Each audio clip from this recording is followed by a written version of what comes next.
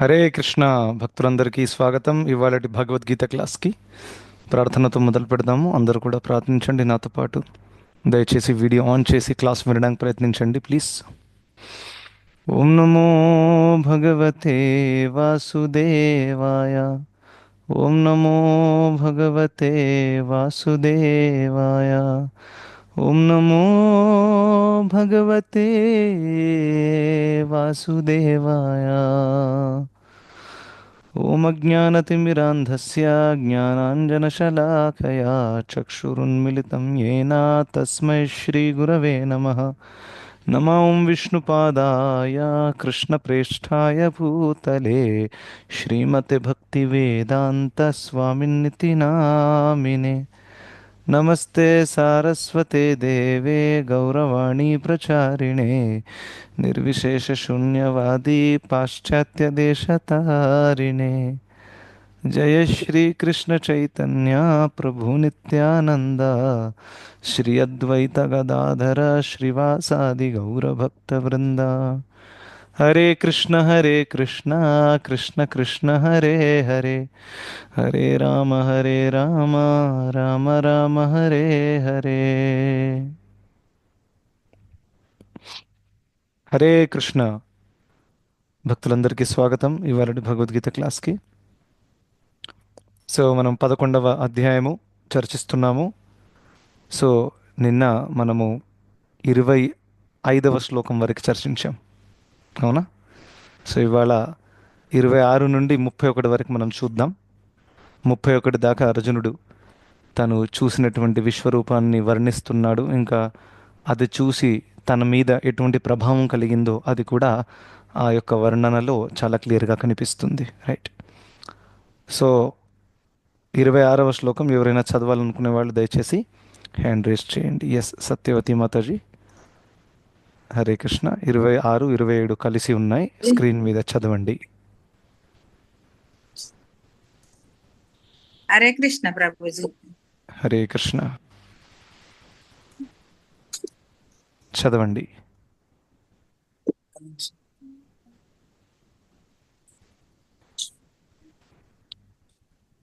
అమే చ త్వాం ధృతరాష్ట్రస్య పుత్రాః సర్వే సహైవావనీపాల సంఘైః భీష్మో ద్రోణః సూతపుత్రస్తథాసౌ సహస్మదీయైరపి యోధముఖ్యైః వక్త్రాణి తే త్వరమాణా విశంతి దంష్ట్రాకరాళాని భయానకాని కేచిద్విలగ్నా దశనాంతరేషు సందృశ్యంతే శూర్ణతైరుతైర్మాంఘైః. అనువాదం చదవండి. తమకు సంబంధించిన రాజులందరితో పాటుగా ధృతరాష్ట్రుని పుత్రులందరూ భీష్ముడు, ద్రోణుడు, కర్ణుడు, మా ప్రముఖ యోధులు కూడా నీ భీకరమైన నోళ్లలోకి వేగంగా ప్రవేశిస్తున్నారు. వారిలో కొందరు తమ తలలు నీ దంతాల మధ్య శూర్ణమై చిక్కుబడటము నేను చూస్తున్నాను. హరే కృష్ణ, ధన్యవాదాలు. హరే కృష్ణ ప్రభుజీ. సో ఇక్కడ మనం చూడగలుగుతున్నాము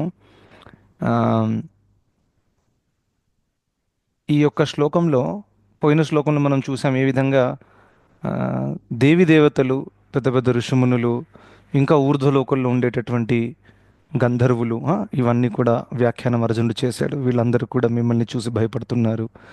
దేవి దేవతలు కూడా ఇలా ప్రవేశిస్తున్నారు ఈ యొక్క విశ్వరూపంలో. ఇక్కడ ప్రత్యేకంగా భగవంతుడు తన కాలరూప దర్శనాన్ని వ్యక్తం చేశారనమాట. అంటే ఇక్కడ భవిష్యత్తులో జరగబోయేది ఇక్కడ అర్జునుడు చూడగలుగుతున్నాడు అనమాట.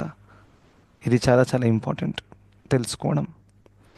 ఎందుకంటే ఇక్కడ తమకు సంబంధించిన రాజులందరితో పాటు ధృతరాష్ట్రుని, అంటే ధృతరాష్ట్రుని పుత్రులు భీష్ముడు, ద్రోణుడు, వీళ్ళందరూ కూడా భగవంతుడి ఈ భీకరమైనటువంటి నోట్లో ప్రవేశిస్తున్నారు, ఇంకా చనిపోతున్నారు.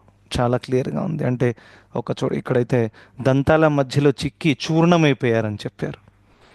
ఏ విధంగా పళ్ళ మధ్యలో చిక్కి పౌడర్ అయిపోతుంది కొన్ని విషయాలు తింటున్నప్పుడు మనం, అదేవిధంగా వాళ్ళు ఇలా దంతాల మధ్యలో చిక్కి పౌడర్ అయిపోయారు. ఆ విశ్వరూపం అంత భయంకరంగా ఉందన్నమాట. సో అలా అని ఇక్కడ మీకు తెలుసు కొన్ని చాప్టర్ 1లో అర్జునుడు ఏమని చెప్పారు? సేనయోరుభయోర్మధ్యే రథం స్థాపయమేచ్యుత యావదేతాన్నిరీక్షేహం యోద్ధుకామానవస్థితాన్. ఓ కృష్ణ, సేనయోరుభయోర్ మధ్యే, ఈ రథాన్ని కొంచెము ఈ రెండు సైన్యాల మధ్యలో తీసుకెళ్ళండి. ఎందుకండి? నేను కొంచెం చూడాలనుకుంటున్నాను ఎవరు నాతో యుద్ధం చేయడానికి వచ్చారని, ఆపోజిట్ పార్టీలో ఎవరున్నారని. ఇక్కడ కృష్ణుడు ఇక్కడ చూడు, ఆపోజిట్ పార్టీ వాళ్ళు నా నోట్లో ప్రవేశిస్తున్నారు, చూర్ణమైపోయారు వాళ్ళు. దాని ఆన్సర్ ఇక్కడ దొరికింది అర్జునుడికి. అవునా? అంటే ఎందుకంటే అర్జునుడు ఫస్ట్ చాప్టర్లో మీకు అందరూ తెలుసు, ఆ, వీళ్ళు గొప్ప గొప్ప వాళ్ళు. అవునా? ద్రోణుడు, భీష్ముడు ప్రత్యేకంగా వాళ్ళ గురించి చెప్పారు. పూజార్హావరి సూదన, వీళ్ళు పూజనీయులు. ఆ, వీళ్ళకి ఒక నోటితో ఒక మాట కూడా అనకూడదు యాక్చువల్గా. ఇంకా మీరేమో బాణాలు కురిపించి చంపమంటున్నారు. సాధ్యమా? ఆ, మీరు చేస్తారా అలా? సాందీపని మునిని మీరు చంపుతారా? చంపమంటే నన్ను అలా చంపమంటున్నారు మా గురువులని. ఆ, అలా అని అటువంటి భావంతో అర్జునుడు అన్నారన్నమాట. ఎలా చంపను నేను వాళ్ళని? దానికి ఆన్సర్ ఇక్కడ కూడా దొరికేసింది. నువ్వు ఎవరిని చంపొద్దు, నేను ఆల్రెడీ చంపేశాను వాళ్ళని. అవునా? ఎందుకంటే ఆల్రెడీ చచ్చిపోయారు కదా. అంటే కాలరూపము అని అంటే భవిష్యత్తు చూపిస్తుంది. ప్రస్తుతం అయితే వాళ్ళు ఉన్నారు అక్కడ, భీష్ముడు, ద్రోణుడు, వీళ్ళందరూ కూడా ఆపోజిట్ పార్టీలో. కానీ భవిష్యత్తులో అంటే ఈ యుద్ధానికి ప్రతిఫలం ఏదైతే ఉందో అదేంటో కృష్ణుడు చూపించారు తన కాల రూపంలో. వీళ్ళందరూ చచ్చిపోబోతున్నారు. ఇంకా అందులో ఇంట్రెస్టింగ్గా పాండవులు లేరు. అందులో నకులుడు కూడా ఉన్నాడు, అందులో యుధిష్ఠిర మహారాజు కూడా ఇలా వెళ్ళిపోయారు నోట్లో. అలా కాదు, పాండవులు లేరు. మళ్ళీ ధృతరాష్ట్రపుత్ర, ధృతరాష్ట్రుడు 100 పుత్రులు ఉన్నారు. దుర్యోధనుడు ఆఫ్ కోర్స్గా ఉన్నాడు. ఇంకా భీష్ముడు, ద్రోణుడు, కర్ణుడు, వీళ్ళందరూ కూడా ఉన్నారు. సో వీళ్ళందరూ కూడా అందులో ప్రవేశించి చచ్చిపోతున్నారు అని అంటే బేసిక్గా దాని అర్థం ఏంటి? కృష్ణుడు ఏం చెప్పదలుచుకున్నారు ఈ యొక్క ప్రత్యేకమైన దృశ్యంతో? యుద్ధము మీరే గెలవబోతున్నారు పాండవులారా, అర్జున. ఇంకా వీళ్ళందరూ ఖచ్చితంగా చచ్చిపోబోతున్నారు. మీరు ఎంత బలశాలులైనా పర్వాలేదు. ఇప్పుడు భీష్ముడిని ఎవరైనా ఓడించగలుగుతారు? అసలు భీష్ముడిని ఓడించేవాడే పుట్టలేదు యాక్చువల్గా. It's not possible only. కానీ ఆ భీష్ముడు కూడా చచ్చిపోబోతున్నాడు. చూడు, నా నోట్లో కనిపిస్తుందా? ఆ విధంగా భగవంతుడు చెప్పారనమాట. రైట్. సో ఇలా అద్భుతంగా అర్జునుడికి షాక్ వచ్చేసింది. అరే ఇదేంటి, వీళ్ళందరూ చచ్చిపోతున్నారేంటి, నా ఆపోజిట్ పార్టీ వాళ్ళు. అలాగా. సో ఆ విధంగా ఈ యొక్క దృశ్యంతో ఏమర్థమైంది? గెలుపు అనేది ఖచ్చితంగా పాండవులకే దక్కుతుంది. యుద్ధం మొదలయ్యే ముందు అంటే స్టార్టింగ్ ఫస్ట్ చాప్టర్లో కూడా కొన్ని సంకేతాలు ఉన్నాయి. అవునా? సో ఇది కూడా ఒక సంకేతం. అవునా? Yes or no? వాళ్ళు అలా కాలరూపంలో నోట్లో వెళ్ళి చచ్చిపోతున్నారంటే దాన్ని ఏం ఏం సూచిస్తుంది? వీళ్ళు చచ్చిపోబోతున్నారు యుద్ధం తర్వాత అని సూచిస్తుంది. ఇంకా మరి చచ్చిపోయే వాళ్ళ దాంట్లో ఆ పాండవులు లేరు కదా, అంటే వీళ్ళే గెలుస్తారు. అది కూడా క్లియర్గా కనబడుతుంది. అలా ఇది ఈ 2 శ్లోకాలలో. ఇంకా ఇప్పుడు దీన్ని కళ్ళతో చూసిన తర్వాత అర్జునుడు 2 ఉపమానాలు ఇస్తాడు. ఉపమానం అంటే తెలుసు కదా మీకు? ఉపమానం అంటే యానాలజీ. రైట్. యానాలజీ అంటే ఒక ఉదాహరణ. దేని ద్వారానైతే ఒక విషయాన్ని వేరే ఒక ఉదాహరణతో మనము ఎక్స్ప్లెయిన్ చేస్తామన్నమాట. అవునా? సో ఆ విధంగా 2 ఉపమానాలు ఇస్తారు. 28, 29 చదవాలనుకున్న వాళ్ళు దయచేసి హ్యాండ్ రైస్ చేయండి. 28, 29 2 చదవాలి.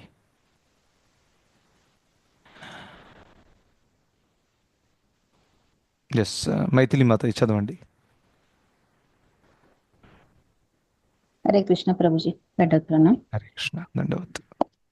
యథా నదీనాం బహవోంబువేగాః సముద్రమేవాభిముఖా ద్రవంతి తథా తవామి నరలోకవీరా విశంతి వక్త్రాణ్యభివిజ్వలంతి. అనువాదము: నదుల యొక్క పలు తరంగాలు సముద్రములోకి ప్రవేశించినట్లుగా ఈ మహాయోధులందరూ నీ నోళ్లలోకి ప్రవేశించి మండుతున్నారు. 29 చదవండి. 29.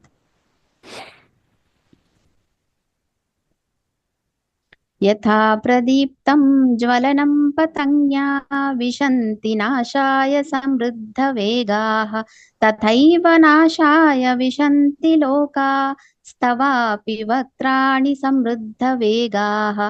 జ్వలించు అగ్నిలోకి వినాశానికై శలభాలు ప్రవేశించే రీతిగా జనులందరూ అత్యంత వేగంగా నీ నోళ్లలోకి ప్రవేశించడము నేను చూస్తున్నాను. హరే కృష్ణ ప్రభుజీ. హరే ధన్యవాదాలు. కృష్ణ, దండవత్, థ్యాంక్ యూ.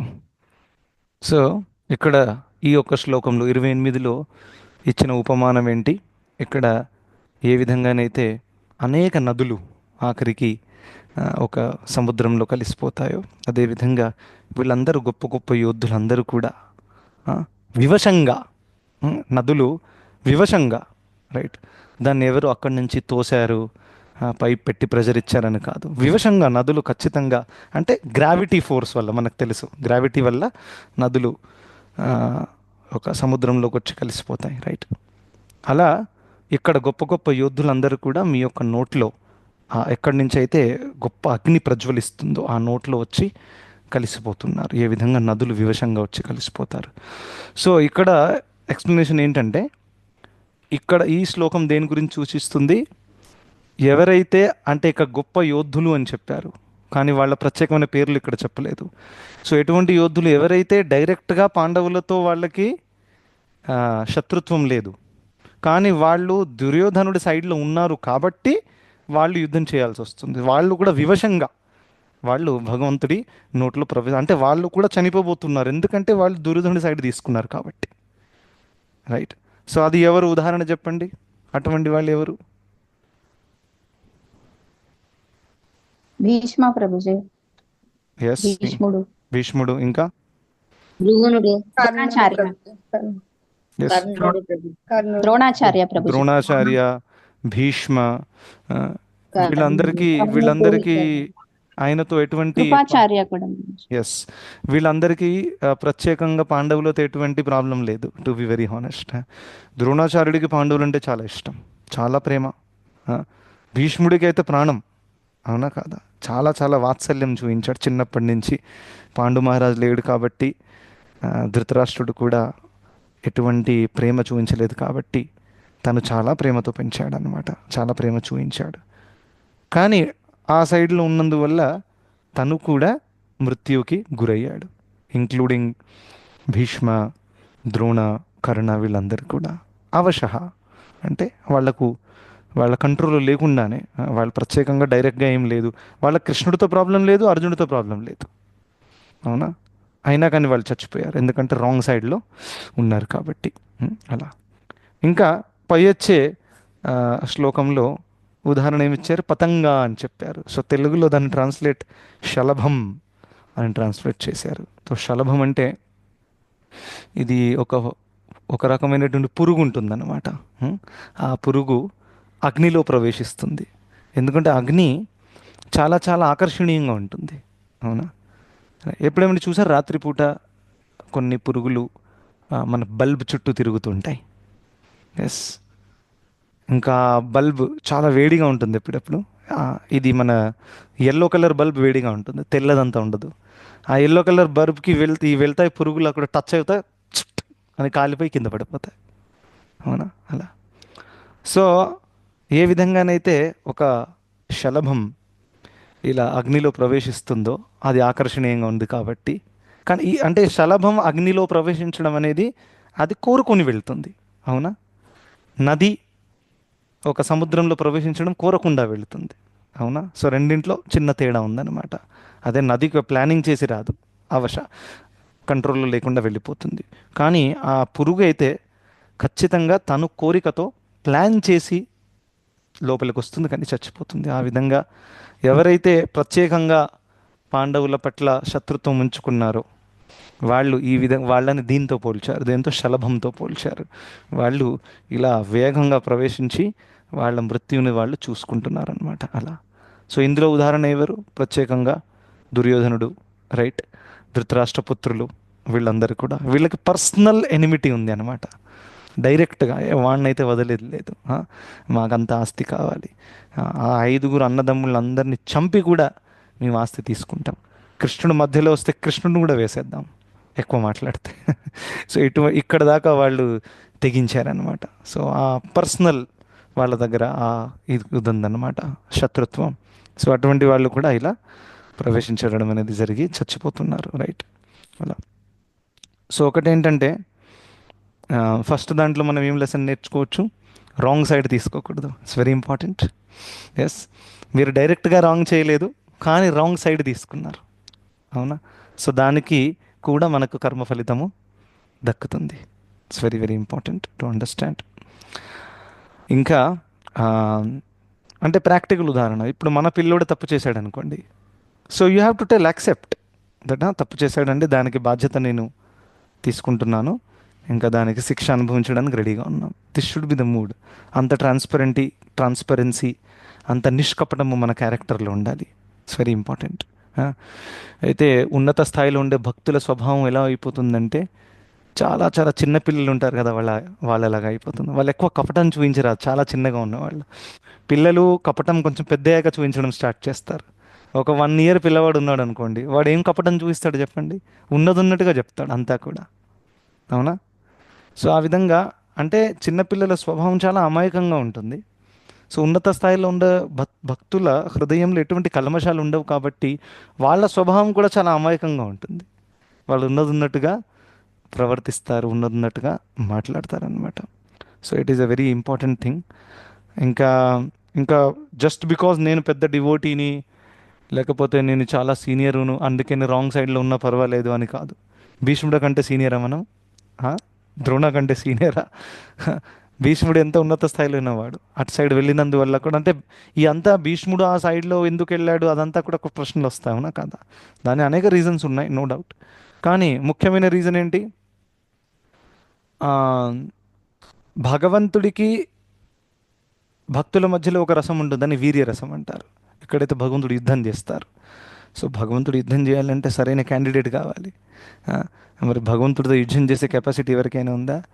సో లేదు, అందుకనే భక్తుల్ని ఎంచుకుంటారు ఆయన, రైట్. సో భీష్ముడిని ఆ విధంగా ఆపోజిట్ సైడ్లో వెళ్ళి, నాకు ఆపోజిట్గా ఉండి నాతో నువ్వు పోరాటం చేయాలి అనే ఒక కోరిక భీష్ముడు తీర్చారనమాట, రైట్. అది ఒకటి. ఇంకా చూడండి, మహాభారతాన్ని 2 లెన్స్తో చూడొచ్చు. లెన్స్ అర్థమైంది కదా, అద్దాలు ఉంటాయి, రైట్. మనం ఎటువంటి లెన్స్ వేసుకుంటామో లోకమంతా అలాగే మనకు కనిపిస్తుంది, రైట్. ఎర్ర అద్దాలు వేసుకుంటే లోకమంతా ఎర్రగా కనిపిస్తుంది. ట్యూబ్ లైట్ కూడా ఇదేంటి ఎర్ర లైట్ వస్తుందని అనిపిస్తుంది, ఎర్ర లైట్ లేదు అక్కడ. అదేవిధంగా మహాభారతంలో అనేక అంశాలు ఉన్నాయి. ఒక అంశం ఏంటంటే సామాజిక ధర్మం. సో సామాజిక ధర్మపరంగా మీరు చూశారనుకోండి, అవునండి భీష్ముడు దుర్యోధనుడు ఉప్పు తిన్నాడు, అవునా, అందుకనే అటు సైడ్లో వెళ్ళాడు, అందుకని మృత్యు. ఇది సామాజిక దృష్టి, అవునా. ఇప్పుడు మీరు భక్తి అనే దృష్టితో చూస్తే, దిస్ ఈజ్ భాగవత్ దృష్టి, అప్పుడు అర్థమవుతుంది యాక్చువల్గా భీష్ముడు అక్కడికి ఎందుకు వెళ్ళాడు, భగవంతుడి కోరిక వల్ల వెళ్ళాడు, రైట్. సో ఈ 2 ఇన్ఫర్మేషన్స్ కరెక్టే, కానీ 2 వేరే వేరే లెవెల్స్లో ఉన్నాయి. సామాజిక దృష్టితో చూస్తే అలా, ఇంకా భాగవత్ దృష్టితో చూస్తే ఇలా, అర్థమైందా అలా. సో ఒక డివోటీ ఉన్నాడు అనుకోండి, తను మార్కెట్కి వెళ్ళి కూరగాయలు తీసుకొస్తున్నారు, ఇదంతా కూడా ఈవినింగ్లో ప్రీచింగ్ ప్రోగ్రామ్ ఉంది, దానికోసం కుకింగ్ చేయాలి, గ్రాసరీ తీసుకొస్తున్నారు. 2 దృష్టిలతో చూడవచ్చు, అవునా. సామాజిక దృష్టి, అందరిలాగా ఈయన కూడా మార్కెట్కి వెళ్ళి కూరగాయలు కొనుక్కుంటున్నాడు, అవునా. భాగవత్ దృష్టి, భగవంతుడి సేవ చేస్తున్నాడు. తేడా ఉందా లేదా రెండింటికి? ఇదేదో ఆయన వండుకొని కడుపు నింపుకోవడం కాదు, అంతా కూరగాయలు తీసుకొని, గ్రాసరీ తీసుకొని 100 మందికి ప్రసాదం వండి ప్రసాద వితరణ చేసి భక్తులను సంతృప్తిపరచడానికి తను చేస్తున్నాడు, అవునా. సో అలా. సో అందుకనే మనం శాస్త్రాలు ఎప్పుడు కూడా సామాజిక దృష్టి ఈజ్ ఓకే, బట్ మనం భాగవత్ అంటే భక్తి, ఆధ్యాత్మిక దృష్టితో చూడడం కూడా చాలా చాలా ఇంపార్టెంట్. ఆ దృష్టి మనకు ఆచార్యులు ఎక్స్ప్లెయిన్ చేస్తే అప్పుడు అర్థమవుతుంది అనమాట. జనరల్గా అందరూ సామాజిక దృష్టితో చూస్తారు, రైట్. అలా. సో అందుకనే రాంగ్ సైడ్లో ఎప్పుడు కూడా వెళ్ళకూడదు, ఇంకా రాంగ్ పనులు మనం ఎప్పుడు కూడా చేయకూడదు. It is very very important to understand. Second ఏంటి, ఈ యొక్క 2వ ఉదాహరణ ఏదో ఉంది, శలభం. సో శలభంతో మనం ఏం నేర్చుకోగలుగుతాం ఇక్కడ, మాయ ఏదైతే ఉందో అది కూడా అగ్నిలాగానే చాలా ఆకర్షణీయంగా ఉంటుంది. ఏ విధంగా ఒక పురుగుకు అగ్ని ఆకర్షణీయంగా కనిపిస్తుందో, మాయ తనని తను ఎలా ప్రదర్శిస్తుంది అంటే ఆకర్షణీయమైన వస్తువుల ద్వారా, ఆకర్షణీయమైన వ్యక్తుల ద్వారా, అది తనను తను ప్రదర్శిస్తుంది. కానీ ఎప్పుడైతే దగ్గరికి వెళ్తామో కాలిపోతాం. అవునా కదా? సో అందుకని మనం చాలా చాలా కేర్. అందుకని ఇంగ్లీష్లో ఒక సేయింగ్ ఉంది, ఏంటది? All that glitters is not gold. ప్రతీదీ ఇలా ఆ, వెలుతురు చూయించేది బంగారం కాదు, మెరిసేదంతా బంగారం కాదు. మెరిసేది ఈజ్ ద రైట్ వర్డ్. మెరిసేదంతా బంగారం కాదు. ఆ, సో అదేవిధంగా ఈ లోకంలో ఆకర్షణీయంగా అనిపించేదంతా కూడా మనకి మేలు చేస్తుందని గ్యారంటీ లేదు. Very very important, right? So అందుకనే ఇలా మనము ఆ, ఒక శలభంలాగా మనం వెళ్ళి అగ్నిలో పడిపోయి, అయ్యో నేను ఎందుకు పడిపోయాను, వచ్చింది మనం మన కోరికతోనే వచ్చాం కదా. ఎవరైనా పుల్ చేశారా మనల్ని? చేయలేదు, రైట్? సో అందుకనే మనం కేర్ఫుల్గా ఉండాలి, రైట్? ఇప్పుడు ఫర్ ఎగ్జాంపుల్ ఒక వ్యక్తి ఇలా చెట్టుని పట్టుకున్నాడు అనుకోండి గట్టిగా, 10 మంది తనని విడిపించడానికి ప్రయత్నిస్తున్నారు. అయ్యో చెట్టు నన్ను వదులుతలేదు, చెట్టు నన్ను వదలట్లేదు, చెట్టు నన్ను వదలట్లేదు. అరే బాబు, నువ్వు చెట్టును పట్టుకున్నావు, చెట్టు నిన్ను పట్టుకుంటుందా ఎప్పుడైనా? నువ్వు చెట్టును పట్టుకున్నావు, చెట్టును నువ్వు వదిలాలి అంతే. ఆ చెట్టును వదలడానికి తను రెడీగా లేడు అనుకోండి, అప్పుడు అది ఎవరైనా విడిపించగలుగుతారా? విడిపించలేరు. సో అదేవిధంగా మనకు తెలుసు ఇటువంటి కార్యకలాపాలు, ఇటువంటి అలవాట్లు ఇవన్నీ కరెక్ట్ కాదు శాస్త్రపరంగా, అయినా కానీ దాన్ని మనం విడవలేకపోతున్నాం. అది మన ప్రాబ్లం. అవునా? మనం ఇప్పుడు పరిస్థితులను దూషిస్తాము, లేకపోతే వ్యక్తులను అంటాము వీళ్ళ వల్ల, పరిస్థితుల వల్ల, అది ఇది. కానీ మెయిన్ ప్రాబ్లం ఎక్కడుంది? మనలో ఉంది. So that's why it is very very important to understand. తెలిసి తప్పు చేయకూడదు. దట్ ఈస్ అనదర్ పాయింట్ ఇక్కడ. తెలుసు, ఓ శలభం తెలిసి వెళ్తుంది. తెలిసి అంటే యాక్చువల్గా శలభం ఒక కీటకం కాబట్టి దానికి జ్ఞానం లేదు. సో ఆబ్వియస్గా శలభానికి మీరు ట్రైనింగ్ ఇవ్వరాదు, నానా నానా అగ్నిలోకి వెళ్ళకు కాలిపోతామని, ఎందుకంటే అది పురుగు కాబట్టి. కానీ మనుషులకైతే ట్రైనింగ్ ఇవ్వచ్చు కదా. ఆ శలభము అజ్ఞానం ఎంత అంటే, దాని ముందే వేరే శలభం వెళ్ళి కాలి చచ్చిపోయింది అక్కడ. మరి అది చూసైనా వెనక్కి రావాలి కదా, రాదు. ఇది కూడా వెళ్తుంది, నాకేం కాదు అని. అవునా? సో దీన్నే అజ్ఞానం అంటారు, రైట్? పశువులు కూడా, ఈ యొక్క పశువుని హత్య చేస్తారు కదా షాప్లో, ఇలా మాంసం అమ్మడానికి. అక్కడ లైన్గా గొర్రెలు, మేకలు ఉంటాయి. ఈ బయట ఉన్న మేకలు చూస్తున్నాయి, రోపలో ఒక్కొక్క గొర్రె పోతుంది, సౌండ్ వస్తుంది, మళ్ళీ పోయి బయటికి రావట్లేదు. మరి ఈ మేకకు డౌట్ రావాలి కదా, నెక్స్ట్ నా టర్న్ రాబోతుంది అని పరిగెత్తిపోవాలి, కానీ పోవట్లేదు. దానికి గడ్డి ఇచ్చారు తినడానికి. సో ఆ గడ్డి తినడంలో బిజీగా ఉంది. ఇక నెక్స్ట్ తన టర్న్ రాబోతుంది. అవునా? సో ఈ విధంగా పశువులు అజ్ఞానాన్ని చూపించడం అంటే అండర్స్టాండబుల్. కానీ మనం కూడా అజ్ఞానాన్ని చూపిస్తే మనకి పశువులకు తేడా ఉండదు కదా. మనం తెలుసుకోవాలి, అరే ఇది ఈ పని కరెక్ట్ కాదు. ఈ విధంగా ఇంద్రతృప్తి చేసిన వాళ్ళు, ఈ విధంగా పాపాలు చేసిన వాళ్ళు ఎవరైనా ఆనందాన్ని పొందారా ఇప్పటిదాకా? ఒక్క ఉదాహరణ అయినా ఉందా? లేదు. సో నేను ఎందుకు ఈ మార్గంలో వెళ్ళాలి? ఇలా వెళ్ళకూడదు. నేను మంచి భక్తి మార్గంలో శుద్ధమైన జీవితాన్ని నిర్వహిస్తాను. Yes, right? So let's bring a change in our life. So ఆ విధంగా అటువంటి భావంతో ఉండాలి. మనిషికి ఇచ్చింది వివేక బుద్ధి దీనికోసమే, అవునా కాదా? సో ఏది మంచో ఏది చెడో తెలుసుకోవడానికి. తస్మాత్ శాస్త్రం ప్రమాణంతే కార్య అకార్య. కార్య అంటే చేయవలసింది, అకార్య అంటే చేయకూడనిది. ఇది పశువులకి, శలభాలకి, ఇంకా గొర్రెలకి, మేకలకి అర్థం కాదు, కానీ మనకు అర్థమవుతుంది. సో అందుకని మనం తెలుసుకోవాలి ఏది చేయవలసిందో, ఏది చేయకూడనిదో, రైట్? అలా. సో అందుకనే ఇట్ ఈస్ వెరీ ఇంపార్టెంట్. దీంట్లో ఒక ప్రాబ్లం ఏంటంటే, ఎప్పుడైతే ఈ విధంగా మనము మాయ ఆకర్షించినటువంటి కార్యాలలో మనము నియుక్తులం అవుతామో, దాని ద్వారా ఏమవుతుందంటే టెంపరీ సుఖమైతే దక్కుతుంది, నో డౌట్, రైట్? దానితో పాటు ఆ కార్యం చేసే ఒక ప్రవృత్తి కూడా డెవలప్ అవుతుంది. ఇంకా ఇంకా చిక్కిపోతాం దాంట్లో, అవునా? సో దాన్ని కూటం అని అంటారు. సో కూటం అంటే ప్రవృత్తి డెవలప్ అవుతుంది. సో నెక్స్ట్ టైము చేయాలని కోరిక లేకున్నా కానీ ఏదో మనల్ని లోపల నుంచి లాగుతుంది అది చేయడానికి మళ్ళీ.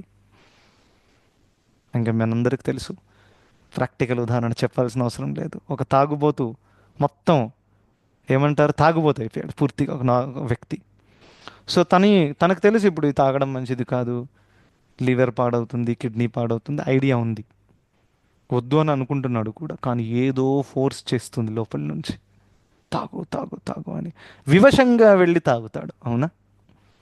తనకు వద్దు అయినా కానీ తాగుతున్నాడు. దేనివల్ల అయింది ఇది? ఆ స్టార్టింగ్లో కంట్రోల్ లేకుండా చేశారు కదా, దానివల్లే కూటం తయారైంది లోపల. ఆ కూటం ఎంత పెద్దగా అయిపోయిందంటే అదే ఈ వ్యక్తిని లాగుతుంది. చెయ్యి చెయ్యి చెయ్యి, చేయకపోతే నువ్వు చచ్చిపోతావు, కావాలంటే కావాలి, ఈ విధంగా. ఉం? సినిమాలలో కూడా డైలాగ్స్ చూస్తాం, నువ్వు లేకుండా నేను బ్రతకలేను, ఏదైనా కాను నిన్ను పొంది తీరుతాను. సో ఇటువంటి పిచ్చి డైలాగులు ఏవైతే ఉన్నాయో ఇది కూటం వల్లనే వస్తాయన్నమాట. ఎందుకంటే ఆ ప్రవృత్తి పూర్వంలో పెంపొందించుకున్నాం, అది ఎంత పెద్దగా అయిపోయిందంటే అది ఇప్పుడు మనల్ని కంట్రోల్ చేస్తుంది. సో ఆ విధంగా అన్నమాట. ఇప్పుడు ఫర్ ఎగ్జాంపుల్ ఇంటి దగ్గర నేను చూస్తాను, ఇక్కడ కింద నేను వాకింగ్కి వెళ్తాను, పొద్దున ఎండ ఉంటుంది కాబట్టి ఎండ కింద వాకింగ్ చేయాలని. సో అక్కడ ఒక వ్యక్తి పొద్దున వస్తాడు, ఇలా లేచి నిద్ర నుంచి ఒక కుక్కను తీసుకొస్తాడు. అయితే కుక్కను వాకింగ్ చేయించడానికి, it's very interesting point. Yeah. So ఆయన మాత్రం వాకింగ్ చేయట్లేదు, ఆయనకి ఇలా పొట్ట కూడా ఉంది, అరే ఆయన వాకింగ్ చేయొచ్చు మంచిగా, కొంచెం హెల్దీగా ఉంటుంది, ఆయన కుక్కకు వాకింగ్ చేయించాలి. ఇంకా నేను ఒకసారి అడిగితే ఆ కుక్క బాత్రూమ్ కూడా చేస్తుంది పొద్దున, అందుకే నేను తీసుకొచ్చానండి. ఆహా, ఎంత టైం ఉందండి, పొద్దున లేచి కుక్కకి బాత్రూమ్ చేయించడానికి మీరు బయటకు వచ్చారా? It's very interesting world, right? So ఆ విధంగా కల్చర్ ఎక్కడికి వెళ్ళిపోయింది చూడండి, రైట్? సో ఎందుకు చెప్తున్నాను, ఆ కుక్క చిన్నగా ఉన్నప్పుడు ఈయన మంచిగా కంట్రోల్ చేసేవాడు. ఆ, కుక్క చాలా పెద్ద అయిపోయింది, భారీగా ఉంది ఇప్పుడు. ఆ కుక్క కొంచెం వేగంగా ముందుకెళ్తే ఈయన కదిలిపోతున్నాడు మొత్తం. ఆ కుక్క ఈయనని తరిమి తీసుకెళ్తుంటుందన్నమాట. అవునా కదా? సో స్టార్టింగ్లో కుక్క కంట్రోల్లో ఉంది, కానీ కుక్క చిన్నగా ఉండింది, కంట్రోల్లో ఉంది. కుక్కకి రోజు పెట్టారు మీరు కడుపు నిండా, అది పెద్ద అయిపోయింది, పెద్ద అయిపోయి మిమ్మల్నే కంట్రోల్ చేస్తుంది. రైట్? సో అదేవిధంగా ఈ అలవాట్లు స్టార్టింగ్లో చిన్నగా ఉన్నప్పుడు మనకు అనిపించదు, కానీ ఎప్పుడైతే అవి పెద్ద అయిపోతాయో అది మనల్ని కంట్రోల్ చేస్తాయి అన్నమాట. రైట్? సో అందుకనే ఆ, ఇటువంటి కార్యాల నుండి, ఇటువంటి చెడు సాంగత్యం నుండి మనము చాలా చాలా దూరంగా ఉండాలి. It is very important. Like for example రీసెంట్గా ఐపీఎల్ ఇదంతా కూడా జరుగుతున్నప్పుడు ఆ, మొత్తం క్రికెట్ ఫీవర్ నడుస్తుంది, అందరూ దాంట్లో మునిగిపోయారు. ఇది అది స్టేటస్లో పెడుతున్నారు, ఇది చేస్తున్నారు, అది చేస్తున్నారు. అండ్ ఐ వాజ్ సర్ప్రైజ్డ్, ఎప్పుడెప్పుడు డివోటీస్ కూడా ఐపీఎల్ చూస్తారు. It is very surprising, practicing devotees. Right? ఎందుకు అలా జరుగుతుంది? ఏదో ఫోర్స్ చేస్తుంది, చూడు చూడు ఏం కాదు, తప్పేముంది అందులో, 4 రెగ్యులేటరీ ప్రిన్సిపల్స్, నో ఐపీఎల్ అని రాయలేదు అక్కడ, అవునా? సో తప్పేముంది చూస్తే? ఏం చెడు దృశ్యం చూస్తున్నామా ఏమైనా అని ఫీలింగ్ వస్తుంది. ఓకే, చెడు దృశ్యం లేదు అందులో, కరెక్ట్. కానీ భక్తుల లక్షణం ఏంటి? అవ్యర్థ కాలత్వం. వారు వారి సమయాన్ని అనవసరమైన విషయాలలో వేస్ట్ చేయరు. ఇది చాలా చాలా క్లియర్. సో ఏ విధంగా ఆ ఐపీఎల్ చూడడం అనేది మీ జీవితంలో మేలు చేస్తుంది అనే దానికి ఆన్సర్ మనం ఫస్ట్ కనిపెట్టాలి, దాని తర్వాత ఐపీఎల్ చూడాలి. Same applies with daily serial or any of the movies or anything, correct? ఇది చెప్తే కొంతమంది కోపం రావచ్చు నా మీద, మరీ చేస్తున్నాడండి, టూ మచ్, ఐపీఎల్ చూస్తే ఏముంది. So up to you. Yes, మనకి శాస్త్రాల్లో ఉన్నట్టు మేము ఎక్స్ప్లెయిన్ చేస్తాం, డిసిజన్ మన చేతిలో ఉంటుంది, ఇంకా డిసిజన్ని బట్టి మనకు రిజల్ట్ దక్కుతుంది, అవునా? ఎందుకంటే ఆల్రెడీ మన దగ్గర సమయం చాలా తక్కువ ఉంది, రైట్? కొంతమంది దీనికి వ్యతిరేకంగా కూడా అంటారు, అలా ఏం లేదంటే మీరు టూ మచ్ అండి, ఐపీఎల్ చూస్తే ఏముంది, డివోటీస్ అయితే మనుషులం కాదా మేము, ఐపీఎల్ చూడకూడదా? సరే సరే, మీ ఇష్టం అండి, who can say, right? So అందుకనే దీని గురించి ఎక్కువగా గట్టిగా చెప్పడం కూడా అవసరం లేదు. ఎవరికైతే తెలివి ఉందో వాళ్ళు అర్థం చేసుకుంటారు, రైట్? సో ఆ విధంగా ఉన్నత స్థాయిలో ఉన్న భక్తుల లక్షణం ఏంటి? నేను చెప్పాను ఒకటి, భావభక్తిలో ఏమని, వాళ్ళు భగవంతుడి కోసం ఏదైనా త్యజించడానికి రెడీగా ఉంటారు, అవునా? అరే భగవంతుడి కోసం మనం ఐపీఎల్ త్యజించరాదా? అరే భగవంతుడి కోసం ఈ డైలీ సీరియల్ త్యజించరాదా? అది మాత్రం వదలడానికి రెడీగా లేం, అవునా కాదా? సో అందుకనే we should be very very cautious. ఏది మనల్ని, ఎందుకంటే శరణాగతి యొక్క 2 లక్షణాలు ఏంటి? 6 లక్షణాలలో ఆనుకూల్యస్స సంకల్ప, ప్రతికూల్యస్స వర్జనం. భక్తులు ఏదైతే భక్తికి అనుకూలమో అది మాత్రమే చేస్తారు, భక్తికి ప్రతికూలమైనది చెయ్యరు. It's very important. సో మనం చూడాలి మనం చేసే కార్యము అది ప్రతికూలమా కాదా, అనుకూలమా కాదా. ఎస్, సో అనుకూలమైతే చేయాలి, ప్రతికూలమైతే చేయకూడదు. It's very important to understand like that. Yeah. So ఆ విధంగా కేర్ఫుల్గా ఉండాలి. ఇంకా మనము ఈ విధంగా దిగజారిపోయినందుకు కారణం మనమే, రైట్. ఎందుకంటే మనకి భక్తుల సాంగత్యం ఉంది, గురువుల ఉపదేశం ఉంది, గైడెన్స్ ఉంది, శాస్త్రాలు ఉన్నాయి, ప్రాక్టికల్ ఎగ్జాంపుల్స్ ఎన్నో మనం చర్చిస్తాం, అన్నీ ఉన్నాయి. దాని తర్వాత కూడా ఒకవేళ మనము ఇంకా నిమ్నమైన స్థాయికి దిగజారుతున్నాం, ఎదగట్లేదు అని అంటే, then we have to work on our selfs. ఈ యొక్క శలభంలాగా మనమే ఆ యొక్క ప్రవృత్తిని పట్టుకొని మనం పైకి రావట్లేదు. రైట్. సో అందుకనే ఇందులో నుంచి అదొక లెసన్ కూడా మనం నేర్చుకోవచ్చు. రైట్. ఓకే. సో లాస్ట్ 30 ఇంకా 31 ఈ రెండు కూడా మనం చూద్దాం. Yes, somebody can read 30-31.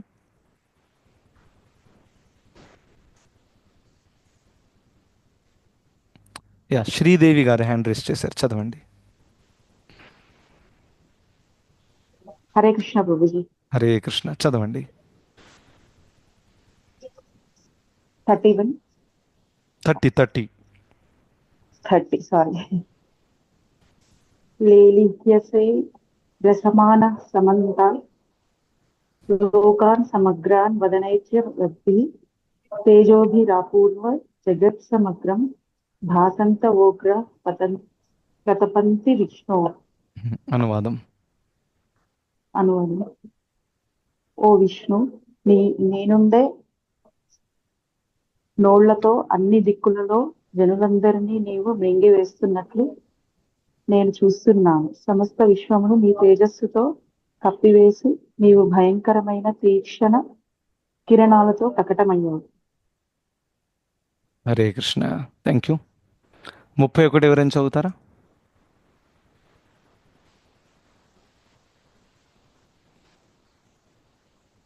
Hare Krishna Prabhuji, నేను చదువుతాను. హరే కృష్ణ, చదవండి. అనువాదం కూడా చదవండి, శ్లోకం కూడా. అఖ్యాహే మే కో భవానుకర రూపో నమస్తేస్తు దేవవర ప్రసిద్ధః విజ్ఞానత్తుమిచ్చామి భవంతు మధ్యమం నహి ప్రజనామి తవ ప్రకృతిం. అనువాదం. ఓ దేవాది దేవ, ఇంతటి భీకర రూపంలో ఉన్నట్టే నీవెవరో నాకు చెప్పవలసింది. నేను నీకు నమస్కరిస్తున్నాను. దయచేసి నా ఎడ ప్రసన్నుడు కావలసింది.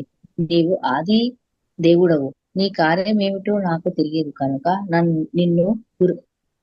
నిన్ను గురించి నేను తెలుసుకోవాలని కోరుతున్నాను. హరే కృష్ణ. హరే కృష్ణ. సో ఇక్కడికి 31st శ్లోకానికి అర్జునుడు మాట్లాడడం ఆపేస్తారు. 32లో శ్రీ భగవాను వాచ కృష్ణుడు మాట్లాడతారనమాట. సో ఈ రెండు శ్లోకాలలో ఏం చెప్పాడు అర్జునుడు మనం క్విక్గా చూసుకుందాం. సో 30వ శ్లోకంలో అర్జునుడు చెప్తున్నారు, అన్ని సైడ్లో నుంచి అందరూ కూడా అంటే అందులో యోధులు కానివ్వండి, ధృతరాష్ట్ర పుత్రులు కానివ్వండి, వీళ్ళందరూ కూడా అన్ని సైడ్లలో మీ నోట్లో ఇలా ప్రవేశించి వాళ్ళు ఇదైపోతున్నారు, చనిపోతున్నారు అందులో. సో అది చాలా చూడ్డానికి భయంకరంగా ఉంది అని చెప్పారు. ఇంకా 31వ శ్లోకంలో 2 ప్రశ్నలు అడిగా అర్జున్. ఏంటి ఆ 2 ప్రశ్నలు? ఫస్ట్ ఏంటంటే, మీరు ఎవరు? అదే ప్రభు, ఇదేం అడుగుతున్నారు, మీరు ఎవరు అని తెలియదు ఆయనకి. చిన్నప్పటి నుంచి ఇద్దరు ఫ్రెండ్స్, ఇద్దరు కలిసి ఆడుకున్నారు, కలిసి తిన్నారు, కలిసి పడుకున్నారు. మీరెవరేంటి? సో ఫస్ట్ ప్రశ్న మీరు ఎవరు, ఇంకా మీ మిషన్ ఏంటి, మీ ఉద్దేశం ఏంటి, ఎందుకు మీరు వచ్చారు, అదనమాట. సో ఇలా అడగడానికి వెనకాల కారణం ఏంటి? ఇటువంటి రూపాన్ని అర్జునుడు ఎప్పుడు చూడలేదు. రైట్. సో అకస్మాత్తుగా మీ చిన్ననాటి ఫ్రెండు తను ఒక రాక్షస రూపం చూపించాడు అనుకోండి, ఉదాహరణ కోసం. ఫస్ట్ ప్రశ్న, ఎవరా నువ్వు అని అంటావా లేదా? అరే మీ ఫ్రెండ్ని నువ్వు ఎవర్రా అంటున్నావు ఎందుకు? ఎందుకంటే అరే నా ఫ్రెండ్ అంటే ఒక రకంగా ఉంటాడు, కానీ ఈయనేంటి రాక్షస రూపాన్ని ధరించాడు, ఈయన నా ఫ్రెండ్ కాదు, అందుకని ఎవర్రా నువ్వు అని అంటావు. సో అదేవిధంగా అర్జునుడు చిన్నప్పటి నుంచి ఇంత కృష్ణుడి సాన్నిధ్యంలో ఉన్నాడు, కానీ ఇటువంటి రూపం ఆయన చూడలేదు ఇప్పటిదాకా. రైట్. సో అలా అంటే కృష్ణుడిది చతుర్భుజ రూపం తెలుసు అర్జునుడికి, అరే ఆయన మత్స్యావతారం తీసుకున్నాడు, అన్ని అవతారాలు తెలుసు, కానీ ఈ అవతారం ఎప్పుడు వినలేదు. భాగవతంలో కూడా అంటే ఈ స్పెసిఫిక్ దశావతారాలలో ఇది లేదు, అవునా కదా? సో ఇదేం రూపము, చాలా విచిత్రంగా ఉంది. అందుకని ఎవరు నువ్వు, ఇంకా నువ్వు ఏ ఉద్దేశంతో వచ్చావు అని అర్జునుడు ప్రశ్నిస్తారనమాట. ఎందుకు ఈ అనేక భయంకరమైనటువంటి రూపాలను చూసిన తర్వాత సహజంగా ఎవరికైనా ఇటువంటి ప్రశ్న వస్తుంది. రైట్. సో దానికి జవాబుగా భగవంతుడు చెప్తారు, రైట్. నా ఉద్దేశం ఏంటో చెప్తానని 32వ శ్లోకంలో కృష్ణుడు తన ఉద్దేశం చెప్తారు. రైట్. సో అది మనం రేపటి క్లాస్లో చూద్దాం. సో ఇప్పటికీ అర్జునుడు చెప్పిన విషయాలన్నీ సమాప్తమయ్యాయి. సో ఒకసారి మీరు క్లాస్ అయిన తర్వాత మీకు టైం దొరికినప్పుడు మొత్తం రివైజ్ చేసుకోండి ఒకసారి, అర్జునుడు ఏమేమి చెప్పారనేది క్విక్గా. You will get some clarity. భగవంతుడు మళ్ళీ మాట్లాడడం స్టార్ట్ చేస్తారు. రేపటి క్లాస్లో మళ్ళీ కలుద్దాం. Thank you so much. Hare Krishna. So one question I can take.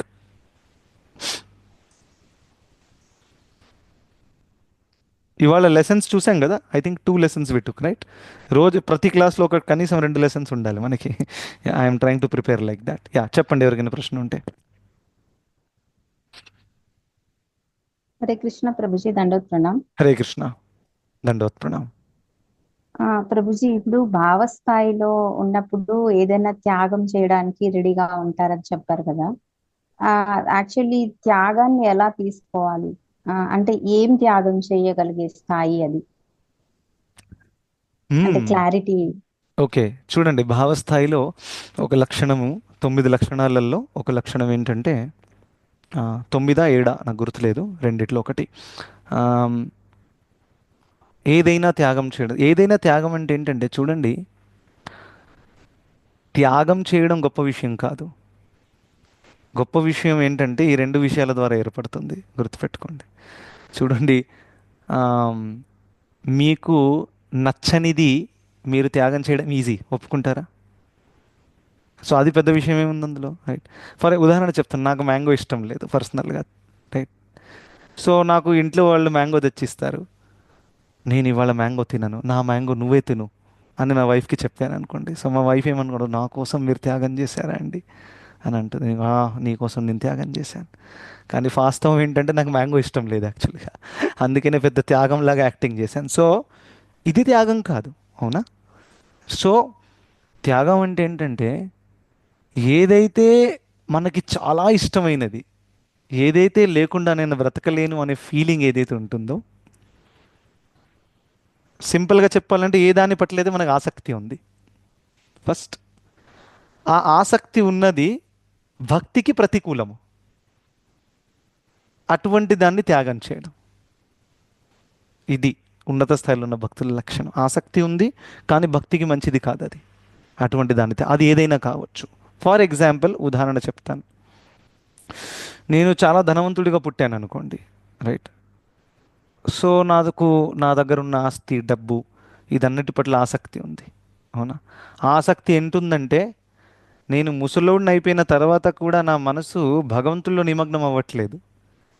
ముసలివాడిని అయిపోయి 80 ఏళ్ల వయసులో కూడా ఆ దుకాణంలో ఆ బిజినెస్ స్టార్ట్ చేసింది నేను 60 ఏళ్ల క్రితం. ఎప్పుడు కూడా ఆ దుకాణంలో గల్లా దగ్గర కూర్చొని డబ్బులు లెక్క పెట్టుకుంటారు. అలా చేస్తారు చాలామంది, నిజంగా చూశాను నేను. మొత్తం ముసలోళ్ళు అయిపోయారు, కాళ్ళు చేతులు కూడా అంటే ఫంక్షనల్గా, కానీ అయినా కానీ బిజినెస్, డబ్బు, ఇది అది ఏదో ఒకటి చేస్తుంటారు. సో దాని అర్థం ఏంటి?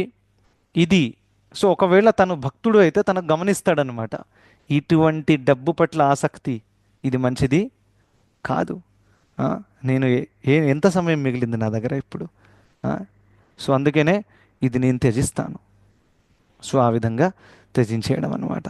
So it is a very very important thing, right. So ఇలా this is just one example.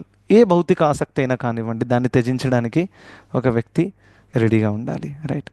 ఇప్పుడు గోపాల భట్ట ఎవరైతే ఉన్నారో 6 గోస్వాములలో, తను ఫ్యామిలీ వదిలేసి చైతన్య మహాప్రభుల వారిని జాయిన్ అవ్వాలనుకున్నాడు ఫుల్ టైం. సో ఇంట్లో వాళ్ళు వదలలేదు. So Gopala Bhatta is from South India, Sri సంప్రదాయంలో ఉన్న వైష్ణవుడు అనమాట. ఈ 6 గోస్వాములలో గోపాల భట్ట సౌత్ ఇండియా నుంచే, ఇంకా రూప గోస్వామి, సనాతన గోస్వామి ఇద్దరు కూడా సౌత్ ఇండియా నుంచే, వాళ్ళు కర్ణాటక నుంచి, రైట్. సో ఆ విధంగా గోపాల భట్ట కేసులో అద్భుతమైన ఒక ఘట్టం జరుగుతుంది. ఏంటంటే వాళ్ళ తల్లిదండ్రులు ఏం ప్లాన్ వేస్తాడంటే, వీడు భక్తి అంతా వదిలేసి వెళ్ళిపోవాలనుకుంటున్నారు, వీడు మనతో పాటు, మంచి డబ్బు ఉన్న ఫ్యామిలీ అనమాట, మనతో పాటు వీడు ఫ్యామిలీలో ఉండాలంటే ఏం చేయాలి, వీడికి పెళ్లి చేద్దాం, అవునా? అప్పుడు లైన్లోకి వస్తాడు వీడు. అప్పుడు ఫ్యామిలీ మీద ఇంట్రెస్ట్ వస్తుంది, డబ్బు మీద, భార్య మీద, ఇలా వచ్చి అప్పుడు అలా వెళ్ళిపోయే ఆలోచన మానేస్తాడని. ఇంకా ఎటువంటి అమ్మాయితో చేద్దాము? చాలా చాలా అందమైన అమ్మాయి, ఆ మొత్తం ఊర్లో వెతికితే అంత అందమైన అమ్మాయి ఉండదు, అటువంటి అమ్మాయిని తీసుకొచ్చి పెళ్లి చేయించారు. ఇక చాలా అందమైన అమ్మాయి ఉంటే ఇంకా మొత్తం చిక్కిపోతాడు అందులో, అవునా కదా? ఆ ఉద్దేశంతో వీళ్ళు అనుకున్నారు. అలా చేసినప్పటికీ తనంతా వదిలేసి మళ్ళీ పరిగెత్తి వచ్చాడు చైతన్య మహాప్రభు దగ్గర వెళ్ళడానికి. తర్వాత మళ్ళీ వాళ్ళ మమ్మీ డాడీ పట్టుకొని తీసుకొచ్చారు. ఈసారి వాళ్ళ మమ్మీ చెప్పింది వాళ్ళ హస్బెండ్కి, ఏమండి ఈసారి వాడు చైన్తో కడదాం వాడిని. అయితే డాడీ చాలా డీప్ విషయం చెప్పాడు. ఈ చైన్ కంటే చాలా పెద్ద పవర్ఫుల్ చైనే ఈయన ఆపలేకపోయింది అండి. ఏంటా పవర్ఫుల్ చైను? మీకు అందరికి అర్థమైంది, అవునా కదా? ఆ చైనే ఆపలేకపోయినప్పుడు ఈ చిన్న చైన్ ఏం చేస్తుంది? వదిలే వీడిని, దట్స్ ఇట్. సో దాని అర్థం ఏంటంటే, చూడండి, ఒక చాలా ఆకర్షణీయమైన అందమైన అమ్మాయిని పెళ్లి చేసుకోవాలని అందరూ అనుకుంటూ ఉంటారు, అవునా కదా? ఈ లోకంలో దాన్ని కూడా త్యజించే శక్తి గోపాల భట్ట దగ్గర ఉండింది, right? Because of the higher taste, right? So మహాప్రభుల వారి సాంగత్యం నాకు కావాలి అని అంటే ఇది చాలా, ఇంకా కేవలం ఆకర్షణీయం అని చెప్పట్లేదు నేను. తను సర్వగుణ సంపన్నురాలు, మంచి భక్తురాలు, ఇంకా తన దగ్గర వినమ్రత ఉంది, అన్ని క్వాలిటీస్ పుట్ టుగెదర్ బెస్ట్ అంటారు కదా, ఆ విధంగా అన్నమాట. అయినా కానీ దాన్ని వదలడానికి రెడీగా ఉన్నారు, right? That is very important thing. Chaitanya మహాప్రభుల వారి సన్యాసం తీసుకున్నప్పుడు అక్కడ చెప్పారు, ఏమని? సుర ఈప్సిత రాజ్యలక్ష్మి అని చెప్పారు. చైతన్య మహాప్రభుల వారు భార్య ఆ, ఎంత వినమ్రురాలు, భక్తురాలు అది కూడా మహాప్రభుల వారు త్యజించారు. మహాప్రభుల వారు సన్యాసం ఎందుకు తీసుకున్నారు? సమాజంలో ఒక సన్యాసిగా నేను ఉంటే అందరూ నా మాట వింటారు. ఆ టైంలో సన్యాసికి చాలా రెస్పెక్ట్ ఉంది, ఈ కాలంలో నోబడి కేర్స్, రైట్? సో అందుకనే సమాజం కోసము తను అంత పెద్ద త్యాగం చేశాడు. సో ఆ విధంగా చాలా ఆకర్షణీయమైనది, రైట్? కానీ అయినా కానీ త్యజించారు భగవంతుడి సేవ కోసం. ఈ కొన్ని ఉదాహరణలు. Does that help you clarify? Yes Prabhuji. నాకు అనిపించింది అంటే త్యాగం అంటే చిన్న చిన్నవే వదలలేని స్థితిలో ఉన్నప్పుడు త్యాగం అంటే ఎలా, అసలు యాక్చువల్లీ ఆ స్థాయి వస్తుందా అని ఒక డౌట్ వచ్చింది. జస్ట్ అందుకే త్యాగానికి పర్ఫెక్ట్ మీనింగ్ ఏంటి ఫస్ట్ అది కనుక్కుంటే దాన్ని ట్రై చేయొచ్చేమో అని జస్ట్ కనుక్కుందామని అడిగాను Prabhuji. Yes yes yes, correct. ధన్యవాదాలు ప్రభుజీ. Thank you. హరే ఇంకో చిన్న ఉదాహరణ చెప్తాను, ఇంకా క్లారిఫై అవుతుంది. నా పర్సనల్ ఉదాహరణ. ఇప్పుడు ఆ, నేను ఒక భక్తుడితో కలిసి సేవ చేస్తున్నాను అనుకోండి, కానీ నేను అనుకునే విధము ఇంకా ఆ భక్తుడు అనుకునే విధం ఇద్దరు వేరు, ఇంకా ఒపీనియన్స్ డిఫరెంట్గా ఉన్నాయి. ఇది ఇలా చేస్తే బాగుంటుంది, ఆయన ఏమో అలా చేస్తే బాగుంటుంది. ఇంకా నేను ఒకటి చెప్పాను, ఆయన నాకు వ్యతిరేకంగా చెప్పాడు, ఇంకా హీటెడ్ డిస్కషన్ అయిపోయింది అనుకోండి, రైట్? సో అప్పుడు ఏమవుతుంది? మనకేమనిపిస్తుంది? ఈయనతో సేవ చేయడం నాకు కుదరదు, మీరు మీ సేవ చేసుకోండి, నాది నేను చేసుకుంటాను, అవునా కదా? సో ఇక్కడ ఏమైపోయింది? మన ఇష్ట కష్టాలను మనం వాల్యూ ఇస్తున్నాం దానికి, అందువల్ల ఈయనతో సేవ చేయడానికి రెడీగా లేము. కానీ ఎప్పుడైతే మనం గమనిస్తాం, యాక్చువల్గా నేను ఈ సేవ, రథయాత్ర సేవ ఇదంతా కూడా ఎవరి కోసం చేస్తున్నాను? జగన్నాథుడి ప్రసన్నత కోసం చేస్తున్నాను, అవునా? సో ఆ జగన్నాథుడి కోసము నా ఇష్ట కష్టాలను, నా అహంకారాన్ని త్యజించడానికి నేను రెడీగా ఉన్నానా లేదా? అందరికీ వాళ్ళ వాళ్ళ పాయింట్స్, వాళ్ళ ఇష్ట కష్టాలే అందరికీ ఇంపార్టెంట్. సో అది కూడా నేను త్యజించడానికి రెడీగా ఉన్నానా లేదా అనేది ఉన్నత స్థాయిలో ఉన్న భక్తులు అందుకనే ఎటువంటి వాళ్ళతోనైనా వాళ్ళు కలిసిమెలిసి ఉండగలుగుతారు. అందరితో కలిసిమెలిసి ఉండాలంటే మన అహంకారాన్ని త్యజించే శక్తి మన దగ్గర ఉండాలి. Otherwise you can not go along with people. Very important. చాలా చూస్తూ ఉంటాను ఈ మధ్యకాలంలో, మ్యారేజ్ అవుతాయి అండ్ ఇమ్మీడియట్గా ఫ్యామిలీలో గొడవలు స్టార్ట్ అయిపోతాయి. అండ్ వీవ్ సీన్ దట్ పర్సనల్గా. ఇంకా అమ్మాయి వచ్చి చెప్తుంది, నన్ను ఎవరు అర్థం చేసుకోవట్లేరు ఇక్కడ, నేను ఎంత బాగా బ్రతికేదాన్ని మా అమ్మగారింట్లో, ఇక్కడ నన్ను పని చేయమంటున్నారు, వాళ్ళ రకంగా నడవమంటున్నారు. సో ఆ విధంగా నోబడీ లైక్స్, ఎప్పుడైతే మనము నచ్చనిది మనతో చేయమంటారో, లేకపోతే మనం అనుకున్నది ఎవరైనా ఒప్పుకోకపోతే మనకు నచ్చదు, రైట్? కానీ ఉన్నత స్థాయిలో ఉన్న భక్తులు వారి అహంకారాన్ని కూడా త్యజించడానికి రెడీగా ఉంటారు. సో అది కూడా త్యాగమే. ఎందుకంటే అలా త్యజిస్తే ఏమవుతుంది? భక్తిలో మేలు చేస్తుంది, ఇద్దరం కలిసి సేవ చేయొచ్చు. Very very important, right? అలా. సో ఇట్స్ లిటిల్ డీపర్, ఎంత డీప్గా వెళ్తే అంత మంచిగా అర్థమవుతుంది ఇది. సో ఆలోచించండి మీరు కూడా.